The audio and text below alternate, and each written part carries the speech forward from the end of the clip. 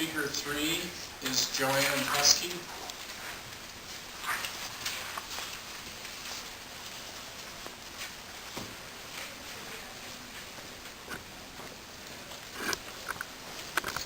Hello, my name is Joanne Desky, Joannedesky. I'm a resident here in Clackamas County. I live in West Lynn, and I'm also a staff member of Clackamas County Social Services Joint Advocacy Board. Our Joint Advocacy Board is made up of the Area Aging Advisory Council, the Community Action Board, and the Developmental Disabilities Advisory Council. We've been talking about this issue at some recent meetings, and I wanted to kind of go over a few points about the proposed service reduction and what impact it would have on some of our client services in this area.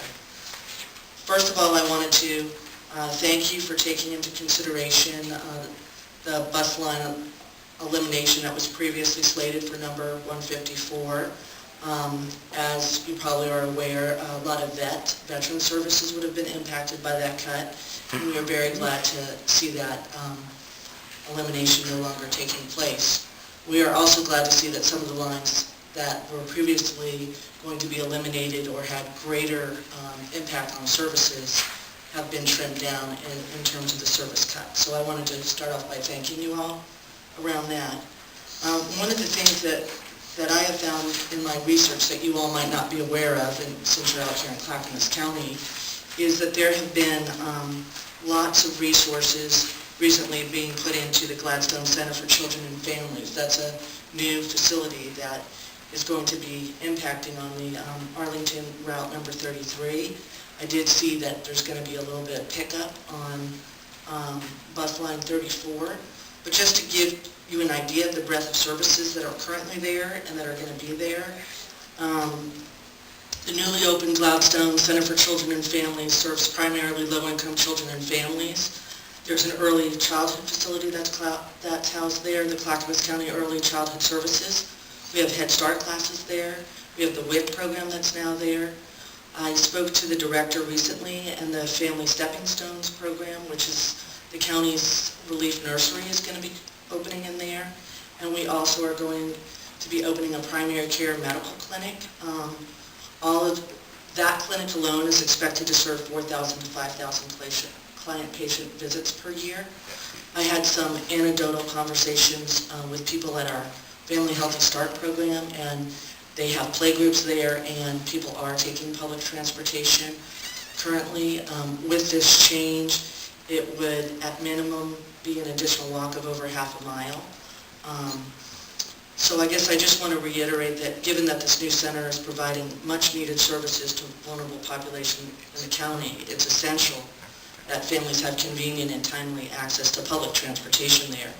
If anything, I think there should be increased services there rather than a reduction of services. And maybe in your planning process you guys didn't realize that, but I really want people to take a good hard look at that and the impact there.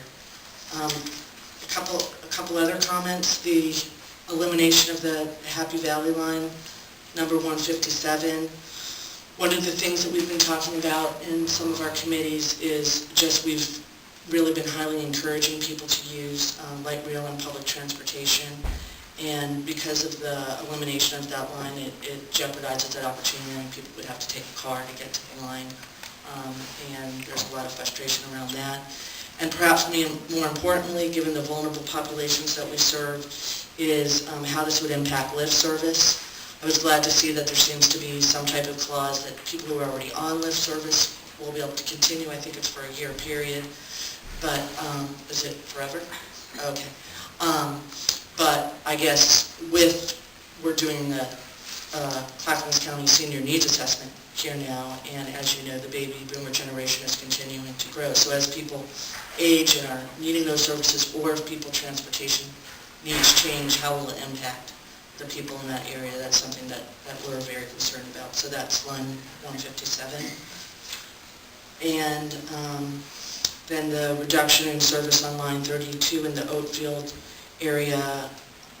We have many people that we serve that live in this area, and we've heard some comments that for seniors and people with disabilities, the additional distance would be very difficult to navigate. and that the use of this shortened Saturday and weekday service would really impact them. And also, there's going to be a new Gladstone Oak Lodge Library that's on that 32 line. So that's it. Thank you. Thank you.